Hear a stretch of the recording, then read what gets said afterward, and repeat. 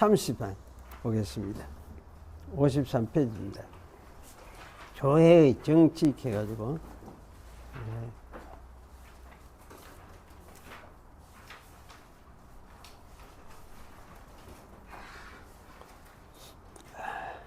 같이 읽겠습니다.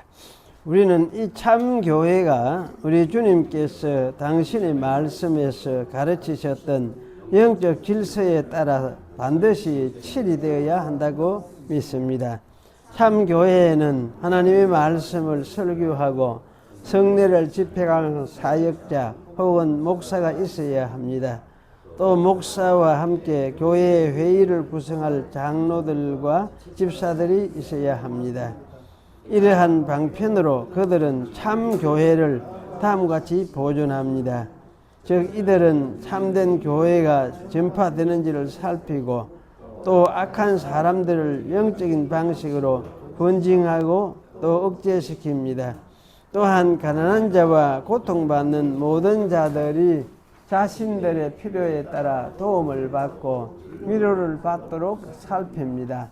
이를 방편으로 바울이 디모데에게 전한 규례와 일치되게끔 신실한 자들을 선출하여 모든 것을 적당하게 하고 질서대로 해야 할 것입니다. 이 모든 것을 적당하게 하고 질서대로 하라. 이게 개혁교회에서 굉장히 강조하는 이야기입니다. 교회 안에 모든 게 이제 이 질서대로 또 적당하게 알맞게 해라. 행정을 또 그렇게 하라. 그런 말씀 같죠. 개혁교회 이거 특징인데, 개혁교회 아닌 이제 장로교회도 일종의 이제 개혁교회를 할 수 있으니까, 같은 이제 뿌리에서 나왔다 할 수 있으니까, 다른 어떤 이제 교단들 이런 게 없는 것 같더라고. 기준이 없어서 아마 뭡니까 우리나라 무정교단이라 하지, 이름이 생각이 안 난다. 또 이상하네 머리가. 침례교, 감리교 이런 쪽에 그런 이런 어떤 기준이 별로 없는 것 같아요. 기준이 없어서 좀 이걸 받아들여 가지고 이런 걸 받아들이가 또 사용하는 아마 감리교도도 있는데, 웨스트민스터 신앙 고백서를 받아들이가 사용하는 감리교도도 있는데, 그건 일부 같고, 대개는 특히 침례교는 이런 부분이 더 약한 것 같다. 우리나라 침례교는 아마 그런 것 같아요. 미국에는 또 침례교도 이런 신앙 고백서, 웨스트민스터 신앙 고백서 같은 걸 받아가지고 자기들이 사용을 하고 있는데, 참 그 교단마다 좀 다르긴 하지만은 하여튼 장로교, 개혁교회는 이런 측면에서 질서를 굉장히 중요하게 여긴다 하는 거, 이런 걸 우리가 기억을 할 필요가 있습니다. 그래서 그 질서 속에는 이제 설교하는 목사가 있어야 되고, 또 장로들이 있어야 되고, 집사들이 있어야 되고. 여기 집사는 아마 우리나라 치면은 장립집사 그런 게 인지를 잘 모르겠는데, 그런 유의 그 같아요. 거의 집사가 똑같이 이제 교회를 운영하고 관리하고 하는 데 있어서 참여해가지고 전적으로 이제 교회에 돌아보고 섬기고 또 교회 운영하고 하는 그 행정적인 것이 아닌 일종의 뭡니까? 이 일하는, 힘쓰는 이런 쪽으로 그게 좀 이상한데, 이러되 하여튼 일하는 이런 쪽으로의 하여튼 전체 일들을 돌아보는 그 일을 아마 책임을 지고 감당하는 그런 분이 아마 집사인 것 같아요. 화란 남아공 개혁교회도 가보니까 이제 그런 분이 그 하는 것 같더라고. 있고, 하여튼 그 독특한 정치 체제가 우리 현재 한국 체제하고는 좀 상당히 좀 다른 체입니다. 그래 우리 한국의 장로교회에서는 집사하는 거하고는 좀 성질이 좀 다른. 그것도 장로교회도 뭡니까? 안수집사 있고 뭡니까? 일반 그러고 뭐 서리집사 겁니까? 서리집사 있고 이렇게 그걸 하죠. 하는데 그거는 여기는 이제 개교회는 서리집사는 아예 없고 그러니까 이제 안수집사에 해당되는 사람 그걸 안수로 하는지 모르겠는데 하여튼 우리나라 치면은 그런 유액이에요. 그래서 하여튼 그 소수 사람들을 필요한 인원을 뽑아가지고 장로는 교회 이제 행정적인 측면에서 주로 하고 집사는 교회를 사실 이제 돌아보면서 관리도 하고 일을 쓰고 일을 하는 그런 측면에서 이제 집사들이 그걸 담당을 하고 그렇게 하는 것 같았습니다. 예. 한국에 하여튼 이 집사 제도는 장로교에서 말하는 집사 제도는 이거를 어떻게 생각해야 될지 잘 모르겠어요. 모르겠는데 한국의 상황이니까 교회라는 게 이게 교회의 제도라는 게 그 어떤 문화적 상황 속에서 나온 것이니까 어쩌면 한국에서 우리가 장로교에서 사용하는 이런 서리집사 이 제도를 우리 교회의 한국 교회의 제도로서 받아들이는 것이 그것도 좀 괜찮겠다 이런 생각이 들어져요. 왜냐하면 이제 이게 그 교회의 특성에 따라서 교회가 그렇게 이제 하는 게 낫겠다 판단을 하고 그렇게 결정하고 그렇게 했으면 그런 식으로 해가는 것도 괜찮겠다. 하여튼 우리 한국의 독특성이지만은 그것도 괜찮겠다. 옛날에 이제 판브룬 목사님이라고 화란 그 개혁교회 신약 교수였는데 그분은 한국에 와 보니까 이런 독특한 이제 서리 집사가 있어서 제도를 보면서 이거는 한국 교회로서 자기는 긍정적으로 좀 이래 수용하는 그래 수용할 만하구나 아마 이렇게 생각을 하는 것 같아요. 예, 그래 하고 그 하면서 했는데 아마 이건 참 문자적으로 많이 이래 논란을 해가도 그것도 문제 있는 것 같고 하여튼 제도라는 거는 그 교회의 어떤 상황에서 만들어지는 제도다 그런 생각을 우리 생각을 할 때에 제도 이것이 막 완전히 성경에서 말하지 안 해놓은 그런 제도를 도입해가 되느냐 이렇게 하는 것도 그것도 좀 과한 것 같고 하여튼 그 교회가 어떤 제도를 선택하느냐에 따라서 그거는 잘 살펴가면서 받아서 그저 따라가는 것이 유익하겠다 이런 생각이 저는 들어집니다. 오늘 이제 10편 44편 보겠습니다. 지난 주일에 42편 3편을 했죠. 42편 43편은 핵심이 무엇이었습니까? 기억납니까? 하나님 전에 나아가기를 원하는 소원하는 그래서 하나님 전에 내가 나아갈 수 있도록 하나님 해 주십시오 하는 그런 어떤 간절한 소망이 담긴 것이었죠. 그래서 이제 하나님을 갈망하는 사슴이 시냇물을 찾기에 갈망하는 것 같은 그러한 갈망을 가지고 그렇게 할 수 없는 상황에서 이제 이 참 강구하는 그런 것을 우리가 보았습니다. 그래서 42편하고 43편은 하나의 시편이다. 그 연속해서 하나의 시편으로 보면서 제가 이제 말씀을 드렸고요. 오늘 이제 44편은 여기 좀 또 이제 방향이 아마 반복해서 나오는 어떤 주제는 반복해서 나오는 것 같은데 어떤 또 방향이 지난번하고는 좀 다른 것 같기도 합니다. 이걸 보면서 읽겠습니다. 하나님이여 옛적에 우리 조상들이 주께서 행하신 바를 우리에게 이런 것을 우리가 우리 귀로 들었습니다. 주께서 주의 손으로 나라들을 차지하시고 조상들을 심으시고 민족들에게 해를 가하시고 또 그들을 쫓아내셨습니다. 그들을 쫓아내셨습니다.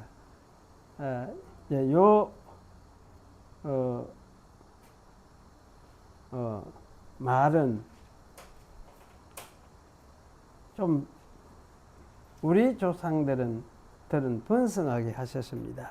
그런데 하여튼 말은 뜻은 한데 하여튼 저는 이제 순서대로 히브리어 나와 있는 순서대로 따라서 보면서 아마 이건 좀 말을 좀 바꿔야 되겠다 그런 생각이 들었습니다. 그래서 그들을 쫓아내셨습니다. 왜 내보낸다는 말을 하고 있거든요.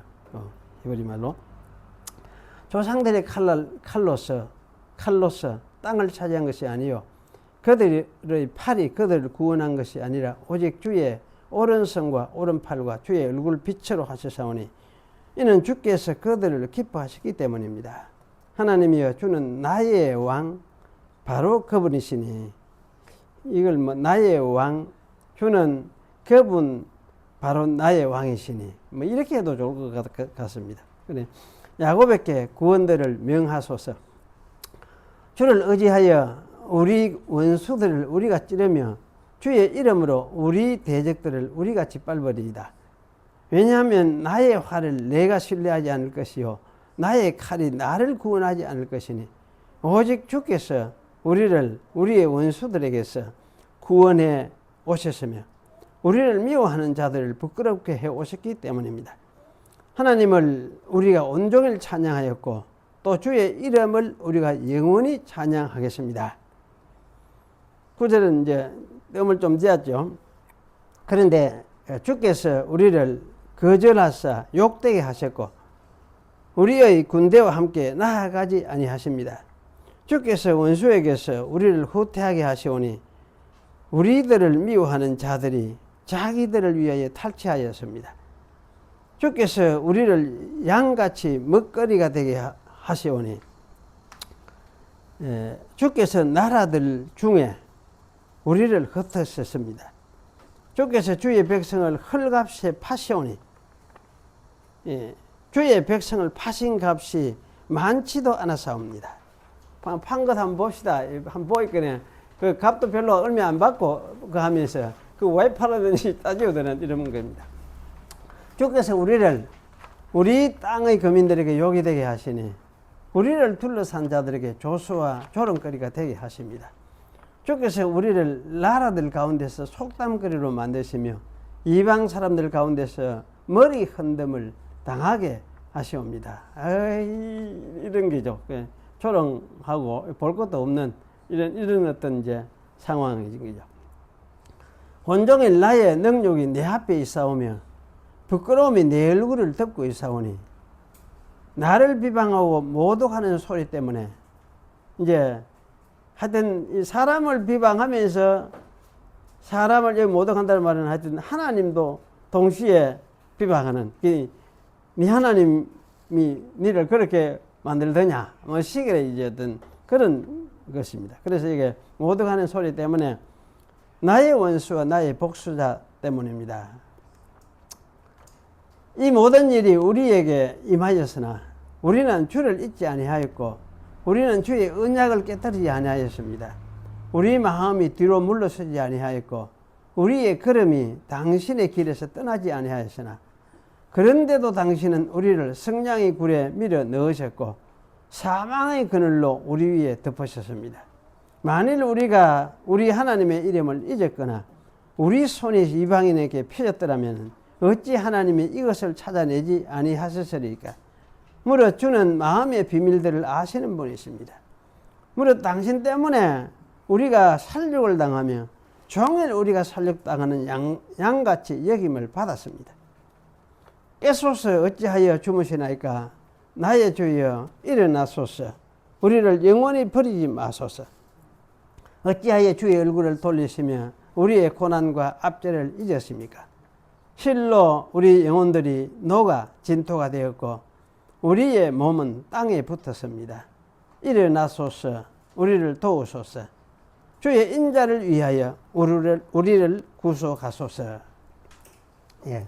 이걸 이제 세 부분으로 나눠봤습니다. 제가 띄엄띄엄 띄어놨던 거는 아까 1절에서 8절까지 9절에서 22절, 23에서 26절까지 이렇게 나누었습니다. 이렇게 나누어 볼 때에 앞에서는 하여튼 과거에 하나님께서 이스라엘을 구원하신 역사를 되새기는 것이 핵심인 것 같고, 두 번째 이제 9절에서는 현재의 그 과거에 하던 그 하나님 약속하신 언약하신 그대로 하는 것 같으면은 하나님이 현재 일할 택이 없는데 왜 이렇게 하시는지, 그 현신제 하나님이 언약하고는 용 다르게 하시는 것 같다는 생각 때문에 그것을 이제 탄식하는 그런 현재의 비탄이다, 그렇게 이야기를 할 수 있겠습니다. 그 다음 마지막에는 이제 구원을 탄원하는 기도죠. 그래서 이제 이 세 가지를 우리가 볼 때 어쨌든 이 이스라엘 과거도 중요하고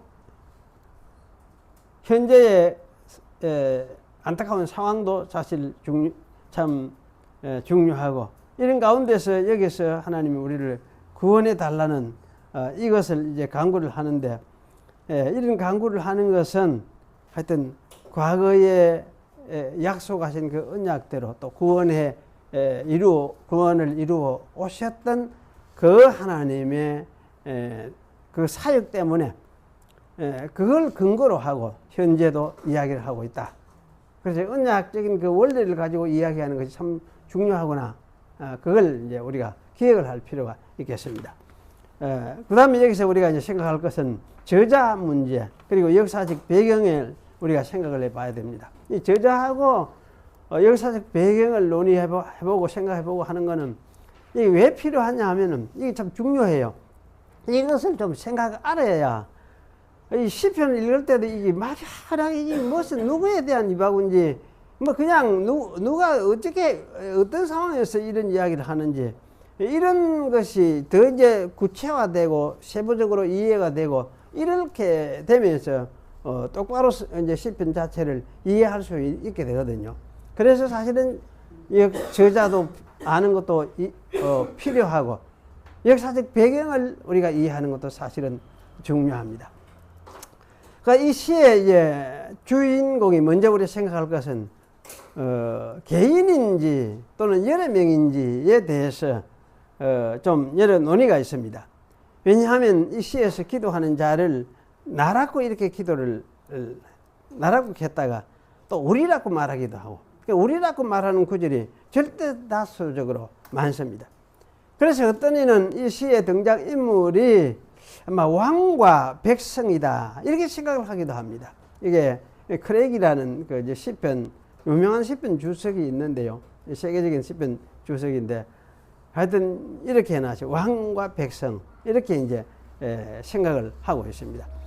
문학적인 특성을 보면은 아마 이렇게 생각하는 것도 가능하겠다, 그런 생각이 들어집니다. 그런데 이제 저는 뭐 이런 생각하는 것도 좋고 이것도 틀린 것이 아니고 옳다 할 수 있습니다. 그런데 저는 이제 이 시의 주인공이 이거 한 사람이라고 생각을 해도 가능하겠다는 생각이 듭니다. 왜냐하면 이제 탄원하는 사람이 이스라엘 한 사람이라도 한 이스라엘 백성을 대표하는 대표자라고 하면은 그 대표자로서 우리라는 말을 사용할 수 있겠다는 생각이 들기 때문입니다. 이런 용법은 사실 우리가 이제 우리 한국에도 비슷한 어법을 가지고 이런 말을 사용하잖아요. 그래서 저는 이 시의 주인공을 이스라엘을 대표한, 구체적으로 누구냐 할 때에는 다윗 왕으로서의 다윗이었다, 그런 생각을 해봅니다. 왜냐하면 다윗이 이스라엘의 메시아 왕으로서 군대를 이끌고 여러 전투를 행하였기 때문입니다. 그래서 대적을 찌르며 대적을 짓밟고 또는 활, 칼 이런 이야기들을 하고 원수들에게서 구원을 또 이야기를 하고 이렇게 하죠. 그래서 이런 상황을 보면은 아마 이 전투에 임하고 있는 중에 이 시가 나온 것 같다는 생각도 해봅니다. 그러니까 이런 점들은 다윗이 전투 중에서 아마 이 기도를 했을 가능성이 있지 않겠느냐, 그런 생각이 들어져요. 그리고 또 이렇게 생각하는 중요한 이유는 이 기도를 드리는 자의 태도가 하나님 앞에서 진짜 당당해요. 이 시는 하나님 앞에서 자신들의 무슨 잘못을 한 것이 없음을 보여주고 있어요. 우리는 당신을 잊지 아니하였고 우리는 당신의 그 언약을 깨뜨리지도 아니하였습니다. 속이지도 아니했습니다. 이런 말도 나오고 우리의 걸음걸이 걸음이 당신의 도에서 떠나지 아니하였습니다. 이런 말도 나오고 그래서 이 말은 자신들이 하나님 앞에서 징계를 당할 이유가 없다는 어떤 말을 하는 것 같아요. 또 만일 우리가 우리 하나님의 이름을 잊었거나 우리 손이 이방신에게 피했더라면 이런 말씀도 나오고 우리는 그런 적이 없다는 이야기예요. 그래서 우리는 하나님을 버리지 않았는데 이것을 아주 강하게 제시를 하면서 어째서 이런 일이 벌어지고 있습니까? 이런 것을 말씀을 하고 있죠. 그래서 이런 이야기를 보면은 하나님 앞에서 현재 다윗 곧 이스라엘은 흠이 없습니다. 이렇게 이스라엘이 하나님 앞에서 온전함을 보여주었을 때는 참 제 생각에는 그래요. 다윗이 범죄하기 전 시대 이후에는 아마 이스라엘 역사에서는 거의 없었다는 생각이 듭니다. 이런 경지에서 볼 때에 이 시는 다윗이 왕이 되고 나라를 안정시켜가는 그런 전쟁을 수행하는 그런 시기에 이것이 나온 것이다. 그런 생각을 하게 됩니다. 그래서 이런 추론을 따라서 우리는 이 시의 배경을 성경에서 찾아볼 수 있겠다 생각이 듭니다. 44편과 같은 시기를 반영해 준다고 생각되는 10편 60편 머리말에는 다윗이 아람 나하라임과 아람 소바와 싸우는 중에 요압이 돌아와 에돔을 영국에서 쳐서 1만 2천 명을 죽였다고 이런 설명이 나옵니다. 10편 60편의 머리말은 다윗이 아람 나하라임과 아람 소바와 싸우고 있었음을 말해줍니다. 다윗은 시리아와 암몬 연합군과 전쟁을 벌이고 있습니다. 아람이 여기 이제 시리아니까 이런 중에서 에돔이 이스라엘 나라를 치고 들어와서 이스라엘을 유린을 했었습니다. 그래서 이런 일로 인해서 다윗의 군사들도 적지 않은 손실을 입었던 것 같습니다. 한편 다른 곳에서 전쟁을 하고 있던 이 요압은 전쟁을 일찍이 승리로 끝내었습니다. 그리고 돌아와서 다윗의 명령에 따라서 이스라엘을 괴롭히는 에돔을 영국에서 쳐서 에돔 군대를 대량으로 죽였던 것 같습니다. 사무엘하 8장 13절에는 다윗이 영국에서 에돔 사람 1만 8천 명을 쳐서 죽였다고 말합니다. 이것은 다윗 혼자 친 것을 말한 것이 아니라 요압이 친 것까지 합해서 기록한 말이라 생각이 됩니다. 그렇다면 전쟁 중에 있는 이스라엘을 쳐들어온 에돔을 맞아 다윗이 에돔 군대를 6천 명쯤 죽였을 때에 요압이 돌아와서 합류하였고 아마 그가 또 1만 2천 명을 죽였던 것 같이 죽였던 것으로 생각할 수 있습니다. 그래서 도합 1만 8천 명으로 기록한 것이 사무엘하 8장 13절의 기록인 것으로 생각됩니다. 이런 와중에 에돔의 침략군에게 이스라엘의 군대도 상당히 희생을 당했던 것 같습니다. 그래서 요압 장군은 다윗의 명을 받아서 이스라엘의 죽은 자들을 장사 지냈고 또 에돔의 남은 자를 쳤는데 에돔의 남자를 다 없이 하기까지 6개월을 에돔에 머물면서 에돔을 진멸하였습니다. 주로 얘기는 하지만 이 시는 이런 과정 중에서 나온 것이라고 생각이 됩니다. 즉 이 시는 에돔에 쳐들어와서 이스라엘을 유린하고 인명과 재물의 손실을 입혔을 그때에 다윗이 하나님 앞에서 드렸던 그런 탄원이었을 것이다. 이런 생각을 저는 해봅니다. 고라사순들은 아마 이 시를 그때부터 여호와의 성소에서 기도시로 사용을 하였고 전시에 나온 이 시를 백성들은 교훈시로 삼아서 노래로 불렀을 것 같습니다. 그러면서 이 시의 교훈, 곧 이스라엘의 순환에 대한 교훈을 되새겼을 것입니다. 고라자손의 시라고 하는 이유는 이러한 연원 때문이었을 것입니다. 다른 많은 학자들은 아마 이 시를 이렇게 보지는 않습니다. 마카비 시대 때에 나온 것이다. 또는 바벨론 포로 후에 나온 것이다.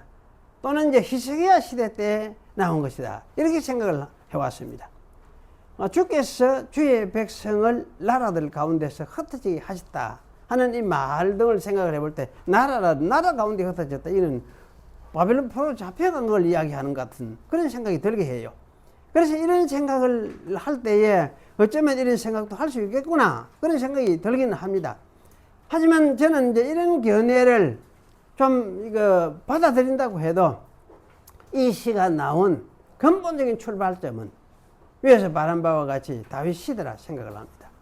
왜냐하면 그때와 같이 이스라엘이 하나님의 언약에 신실했던 때가 없었기 때문입니다. 그러면서도 다른 학자들이 제시한 이 견해들, 즉 후대의 어떤 시로 보이는 흔적들은 아마 후대의 흔적들로 인정할 수도 있겠다는 생각을 해봅니다. 왜냐하면 성경의 시들의 본문이 일시에 한 번에 이렇게 현재 형태로 고정이 된 게 아니에요. 그럼 어떻게 되는 것이냐 할 때 선대에 다윗이 지은 시를 노래하고 이렇게 해가 전해지고 하다가 후대 상황이 되면은 후대의 또 상황에 맞게 그것을 조금 수정을 해요. 이러면서 성경을 이 본문들을 고정해 갔어요. 그래서 사실 이 성경 고정하는 본문들 역사는 새로 또 생각해 봐야 될 부분이기도 한데요. 그래서 후대가 되면 하여튼 전대하고는 상황이 다르니까 다른 상황 속에서 거기에 맞는 말을 이래 고쳐 넣는 그러면서 이제 나중에 이 시가 하나의 고정되는 형태로 고정이 되었다. 이렇게 생각을 할 수가 있습니다. 그래서 이런 아마 본문 고정의 역사, 정형이라 할 수 있게 본문의 형태를 정하는, 확정하는 그런 역사를 아마 고려할 필요도 있겠다. 그렇게 할 때에 이런 흔적들이 참 시편 속에서도 시대가 옛날 것인데 후대 흔적같이 또 보이기도 하고 하는 이런 어떤 것들이 막 좀 뒤죽박죽 섞인 것 같은 이런 어떤 느낌들을 받을 때가 있어요. 그럴 때 이건 어쩌면 그럴 가능성이 있겠구나. 이런 어떤 것을 우리가 염두에 두면서 생각을 할 필요도 있겠다. 그런 생각이 들어집니다. 그래서 어쨌든 이것은 저는 다윗 시대에서 나온 것이라 생각하는 것이 일차적으로 옳겠다. 그런 생각이 들어집니다. 그럼 이 시인은 조상들의 교훈을 먼저 기억을 하죠. 이스라엘의 조상들은 후손들에게 이스라엘이 가나안 땅에 들어올 때에 하나님이 하셨던 일을 일러주는 일을 했었습니다. 일러준다는 말은 말로서 되풀이해 주는 것을 뜻하기 때문에 주로 구전으로 이스라엘 조상들은 자손들에게 그런 일을 했던 것이라 생각이 됩니다. 덕분에 조상들이 가나안 땅에 정착하는 때의 일을 오랜 후에 자손들도 잘 기억을 할 수 있었을 것입니다. 후손들은 조상들이 전해준 이 전성, 즉 전해지는 역사 이야기, 자기 조상 선대의 이야기들이죠. 이것을 통해서 교훈을 받았을 것입니다. 이런 역사적인 이야기의 내용들을 이제 신앙에서는 이걸 전성 이렇게 이야기하더라고요.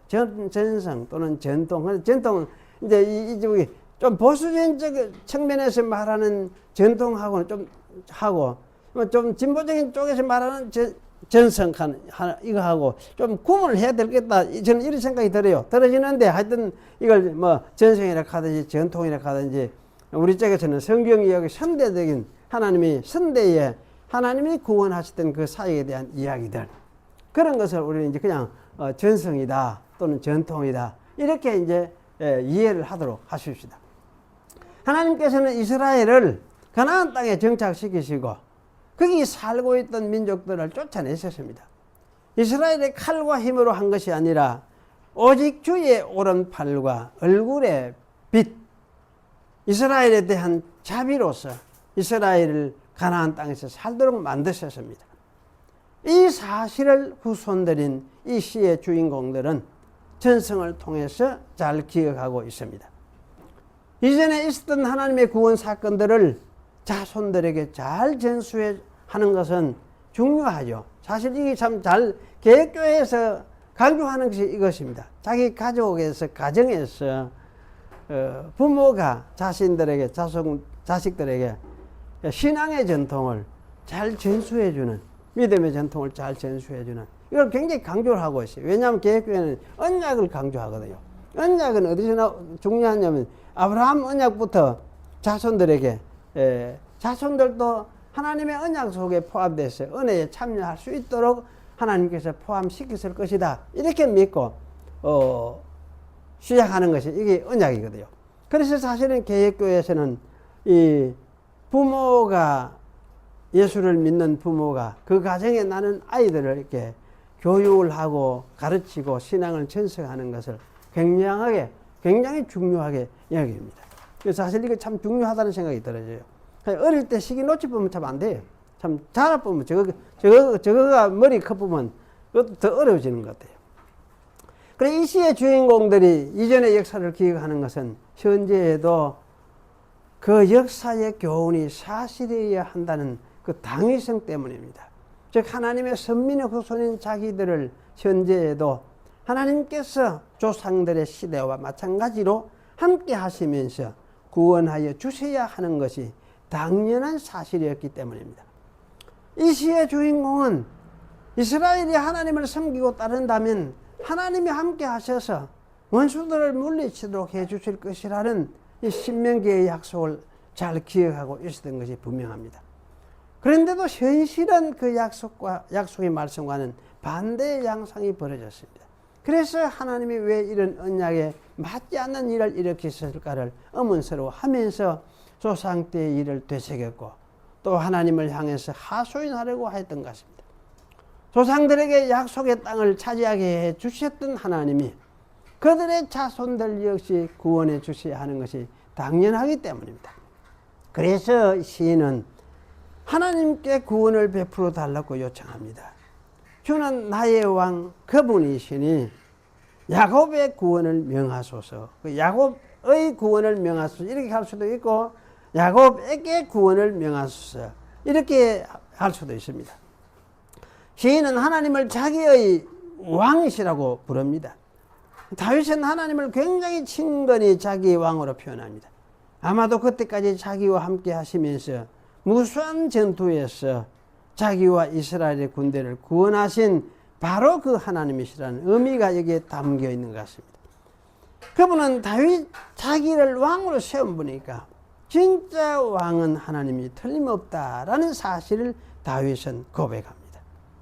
자신과 자신의 나라의 흥망성쇠가 하나님께 달려있음을 고백하는 말이기도 합니다. 하나님이 주권자임을 고백하는 말이기도 합니다. 이 주권자라는 말을, 아도나이라는 말을 또 주권자로 번역을 하기도 해요. 그래서 사실 아도나이 가면 주권자이다 하는 이 고백도 동시에 해당이 됩니다. 다윗은 그분께 야곱의 구원을 명하소서라고 이야기합니다. 야곱이라고 부르는 것은 이스라엘의 그 연약성을 가리키는 말입니다. 약복강가에서 가족들을 다 건네보내고 두려워 떨던 그 야곱, 그 모습, 야곱의 모습이 현재 자신의 모습이고 또 이스라엘의 모습과 비슷하다는 그런 생각을 했을 것입니다. 하지만 주님이 야곱의 구원을 명하시기만 하면 이스라엘은 대적을 누르고 짓밟을 수 있음을 다윗과 이스라엘은 또한 믿고 있습니다. 그래서 이스라엘은 칼도 활도 의지하지 않겠다, 이렇게 이야기하죠. 왜냐하면 이전 역사에서 하나님께서 이스라엘을 구원해 오셨고 대적들을 부끄럽게 해 오셨기 때문에 그렇습니다. 여태까지 이루어 오신 구원을 하나님께서 지금도 하실 수 있고 또 당연히 하셔야 하기 때문입니다. 이러한 구원을 경험할 때면 사람이 하나님을 찬양하고 감사하지 않을 수가 없을 것입니다. 그런데 사실 9절에서 22절은 하나님께서 과거에 그래 하셨던 하나님이 이스라엘의 구원을 베풀지 현재는 그렇게 하지 아니하셨음을 진술을 합니다. 이제 막 경험한 패전에 대한 진술인 것으로 생각이 됩니다. 아마도 다윗이 아람과 암몬과 싸우는 중에 에돔이 이스라엘을 침략하여 유린하였고, 이 사건으로 인해서 다윗의 군사들 가운데서도 에돔군에 의해서 죽음을 당한 사람들이 적지 않았던 것 같습니다. 다윗이 요압으로 하여금 장사 지내도록 명한 것을 볼 때에 이스라엘에서 상당한 사람들이 죽음을 당하였던 것 같습니다. 이런 일을 두고 다윗은 백성을 대표하여서 하나님께 진술을 합니다. 그냥 진술이 아니라 하나님께 따지고 공박하는 진술입니다. 당신이 우리를 거절하사 욕되게 하셨고 우리 군대와 함께 나아가지 아니하십니다. 또 당시 하나님을 어중을 지적하는 것 같아요. 이어서 당신이 원수에게서 우리를 후퇴하게 하시니 우리를 미워하는 자들이 자기들 위해서 탈취했습니다. 이렇게 이야기합니다. 또 당신이 우리를 잡아먹으려 양같이 먹거리가 되게 하시오니 주께서 나라들 중에 우리를 흩었습니다. 이렇게 말을 합니다. 이런 진술들은 하나님을 패전과 탈취당함의 직접적인 원인자로 말하고 있습니다. 그래서 심지어 주께서 주의 백성을 헐값으로 파시오니 그들을 판 값이 많지도 않았사옵니다.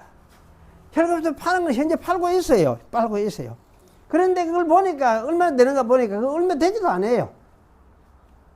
이런 말씀은 주께서 자기 백성을 헐값에 팔아서 이익 본 것도 별로 없음이 왜 이런 일을 하십니까? 이런 어떤 그 공박이죠. 일종의 공박입니다. 이스라엘을 주변 민족들에게 조수와 모욕거리로 만든 이는 바로 당신 이스라엘 여호와 하나님 당신 아닙니까? 이런 이야기죠. 이런 일로 인해서 다윗은 온종일 능력과 부끄러움에 직면해 있다 탄식을 합니다. 참 이렇게 공부하는 거 이게 할 수가 있죠. 믿는 자는 하나님께 이렇게 탄식을 이렇게 할 수 있습니다. 하나님을 믿고 있기 때문에. 하나님이 이렇게 하신 이유를 다윗은 잘 이해할 수가 없었습니다.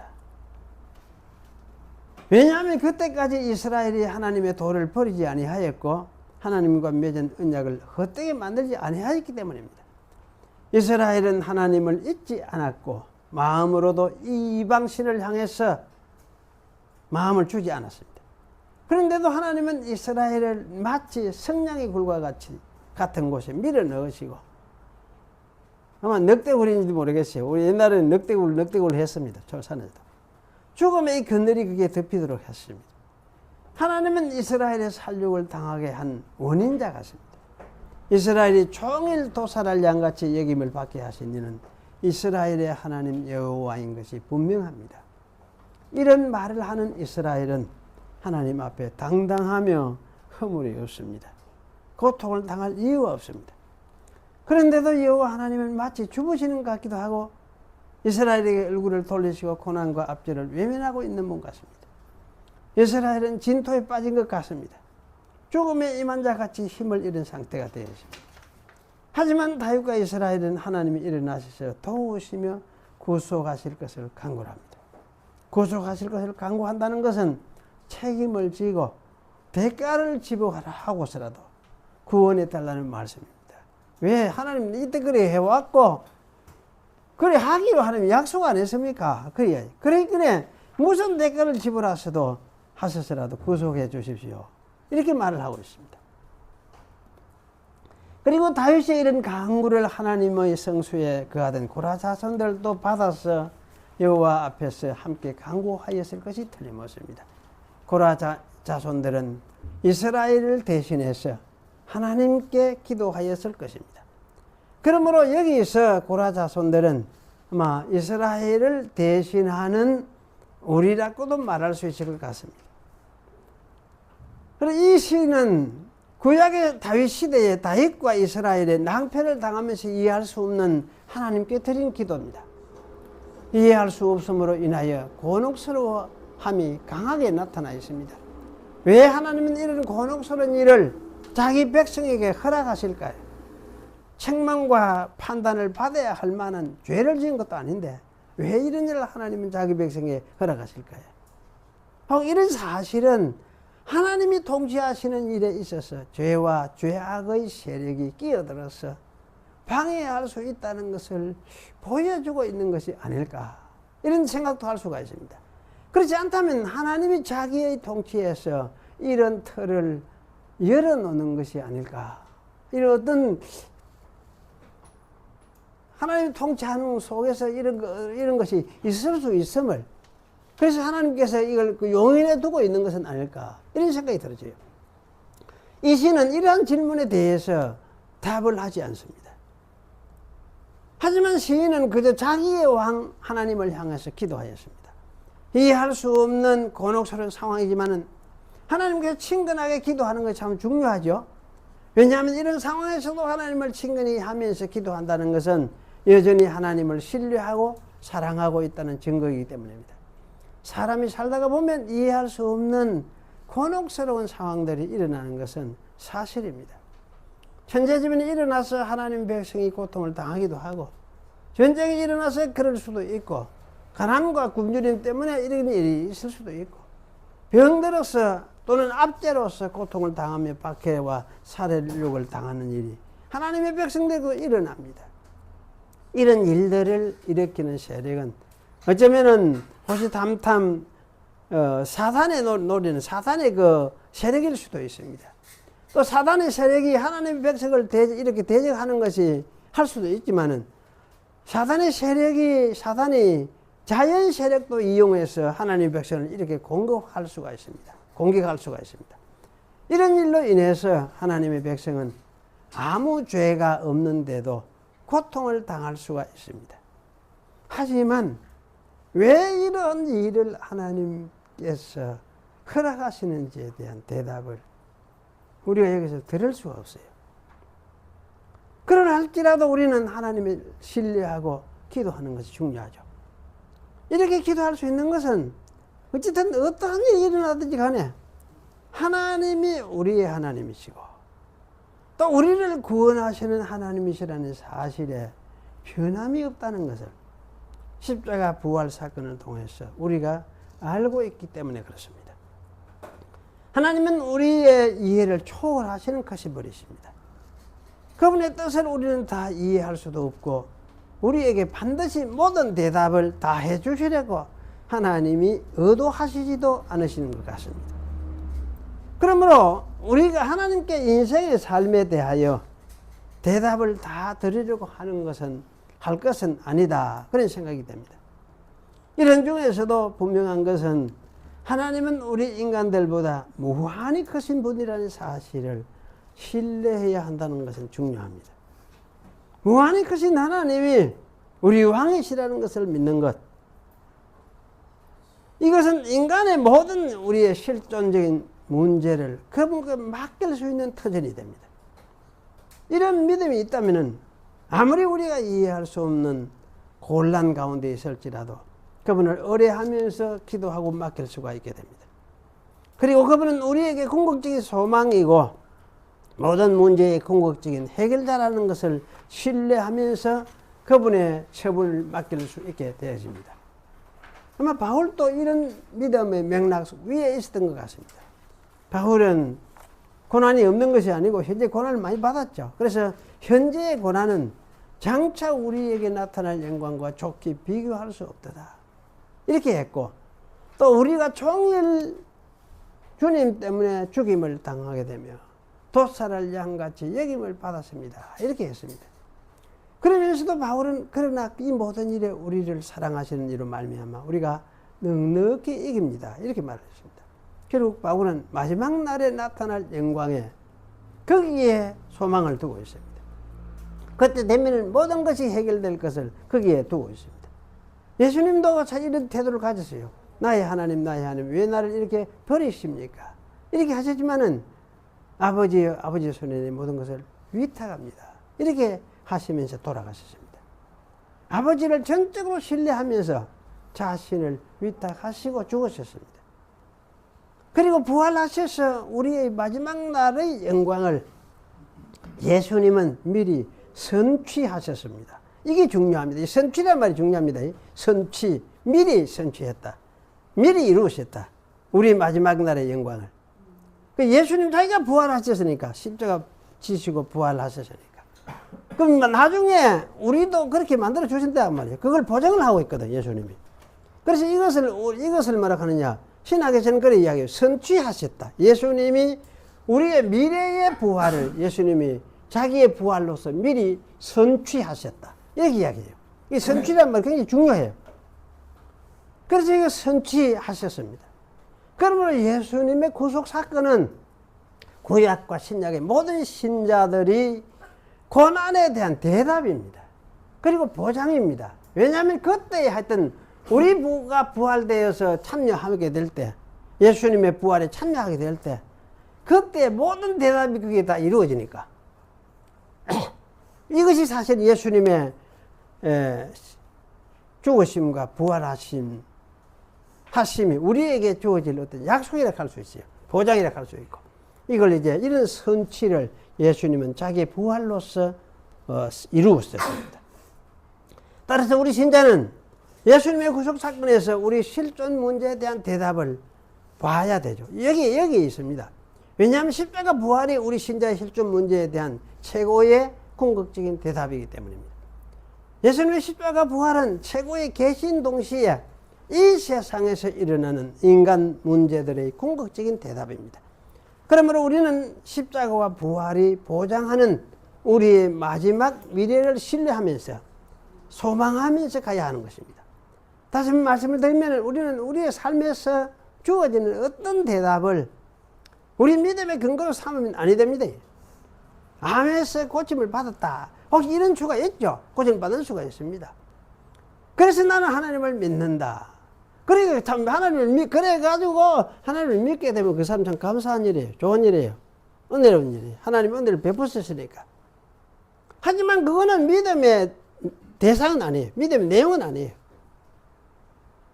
그럼 믿음 내용은 뭐냐? 십자가와 부활하신 예수님. 그 예수님을 보낸 하나님을 나는 믿습니다. 이래 돼야 돼요. 또 나는 하나님 천사들의 음성을 들었다. 뭐 이래 할 수도 있죠. 천사의 나는 음성을 들어서 사실은 천사의 음성을 들은 사람이 누가 있느냐 할 때 뭐 할 수도 있죠. 할 수도 있어요. 그런데 그런 경험을 가지고 우리의 경험을 가지고 그게 믿음의 어떤 대상이냐 이렇게 할 때 그거는 아니다 그런 이야기예요. 그거는 은혜로서 하나님이 그때 그를 돌보고 이끌고 가는 하나의 방법으로 사용한 것이지. 그러나 그거는 보편적인 어떤 의미를 가지고 있는 것은 아니다.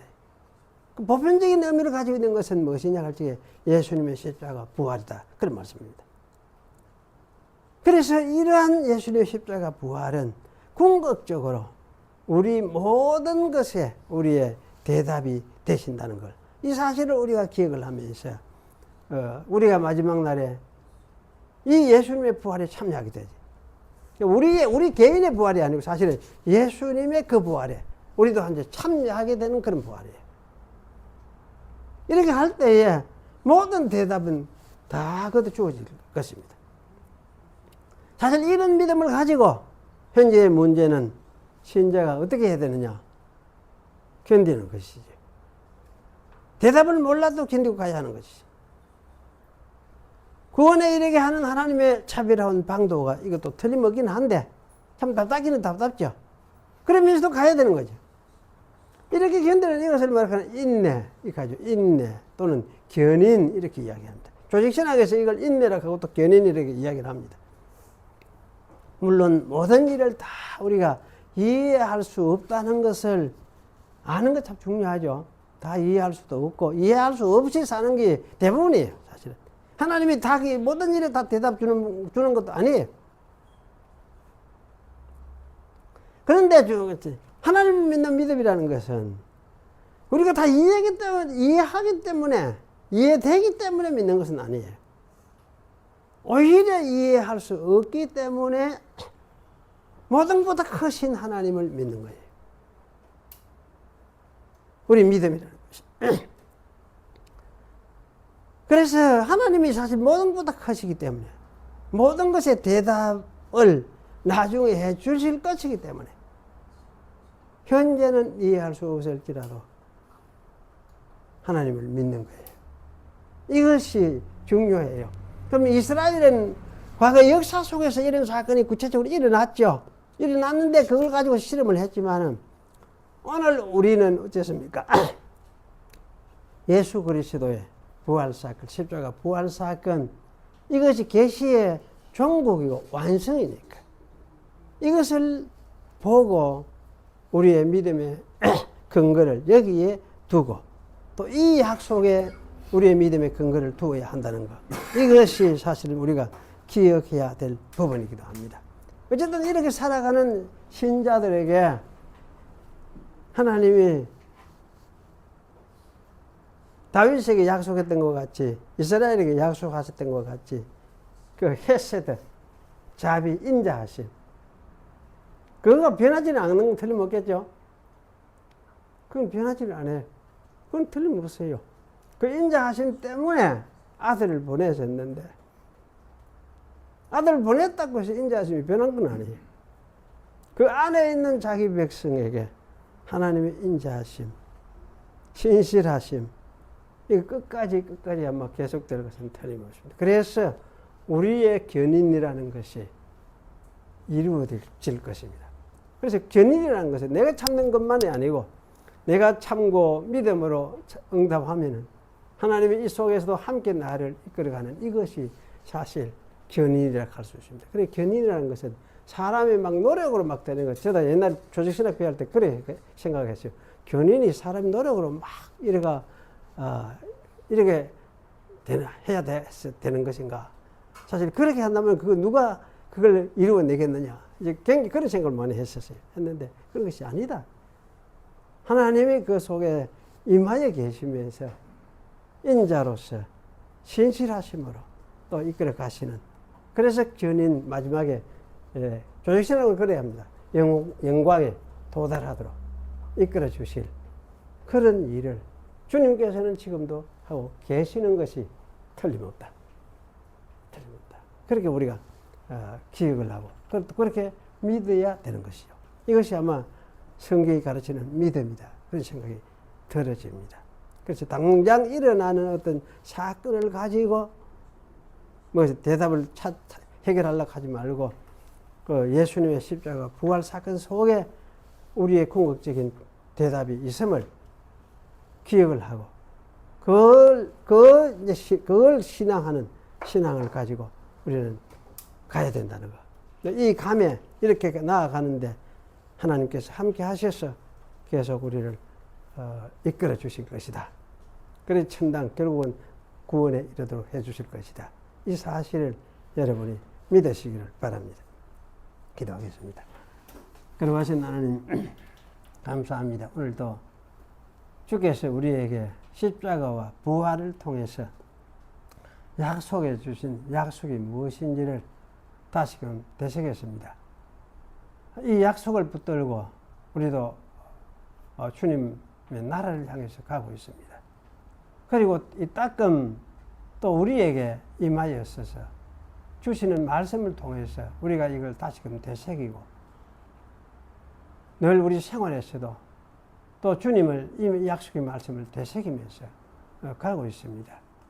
저희들이 연약하고 부족하지만 각 사람에게 필요한 대로 하나님께서 은혜를 베푸시며 필요한 이끄시는 줄 아오니 우리가 우리의 삶 속에서 어떤 처지에 있든지 간에 주님을 바라보게 하시고 또 주님을 바라보고 의뢰할 때 하고 간구하고 구할 때에 주께서 또 우리를 이끌어 주시고 인도하시고 위로를 주시고 평강을 주시고 확신을 주시고 능력을 임하여 주셔서 이 세상을 이기면서 갈 수 있도록 해 주시는 줄 아오니 주님이여 이러한 주님과 함께 동행하는 이 삶을 살아가고 있음을 우리가 잊지 않고 늘 기억하면서 사는 그런 저희들이 될 수 있도록 주께서 우리를 늘 붙들어 주시옵소서.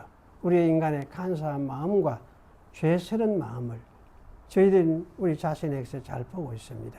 우리를 그냥 우리에게 버려 주실 분이 두지 마시고 주께서 성령으로 우리를 붙들어 주셔서 당신의 마음을 우리에게 주시고 당신의 말씀을 우리에게 새겨 주셔서 날마다 이 말씀으로 인해서 우리가 사는 그런 저희가 되도록 축복하여 주시옵소서.